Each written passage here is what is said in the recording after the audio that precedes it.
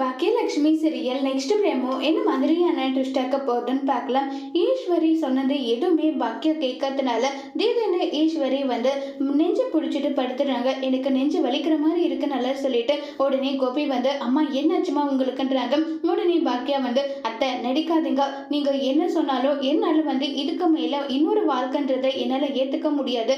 தயவு செஞ்சு நீங்க இப்படி பண்ணி என்னுடைய மனசை கஷ்டப்படுத்தாதீங்க, அது எனக்கு ரொம்பவே கஷ்டமா இருக்கு நல்லா சொல்லி ரொம்பவே வருத்தப்பட்டு வந்து பேசிட்டு இருக்காங்க. உடனே கோபி வந்து பாக்கியா இதை என்னால ஏத்துக்க முடியாது, நீ எதுக்காக இப்படி எல்லாம் பேசுற, அது எனக்கு ரொம்பவே கஷ்டத்தை கொடுக்குது, என் அம்மா உடம்பு முடியாம இருக்காங்க, அப்ப கூட நடிக்கிறாங்கன்னு எப்படி சொல்லலாம்னு சொல்லிட்டு கோபி ரொம்ப கோபப்படுறாங்க. இங்க பாருங்க, நான் வந்து உங்ககிட்ட பேசவும் தயாரா இல்ல, இது எல்லா பிரச்சனைக்குமே காரணம் நீங்க தான், உங்களாலதான் இந்த பிரச்சனை எல்லாமே, அதை முதல்ல நீங்க புரிஞ்சுக்கோங்கன்னு சொல்லிட்டு பாக்கியா வந்து திட்டுறாங்க. அப்ப எல்லா பிரச்சனைக்கும் காரணம் நான் தானா? ஆமா, எங்களுடைய வீடு ரொம்பவே குருவி கூடு மாதிரி அவ்வளோ சந்தோஷமா ஹாப்பியா இருந்தோம், நீங்க எப்ப வந்தீங்களோ அப்பத்துல இருந்து ஒரு பிரச்சனை போன ஒரு பிரச்சனைன்னு சொல்லிட்டு வந்துகிட்டே இருக்கு, நிம்மதின்றதே இல்லாத போயிடுச்சுன்னு எல்லாம் சொல்லிட்டு ரொம்பவே கோவமா பாக்கிய பேசுறாங்க. இதை கேட்டு கோபி மனசு உடைஞ்சு போறாங்க.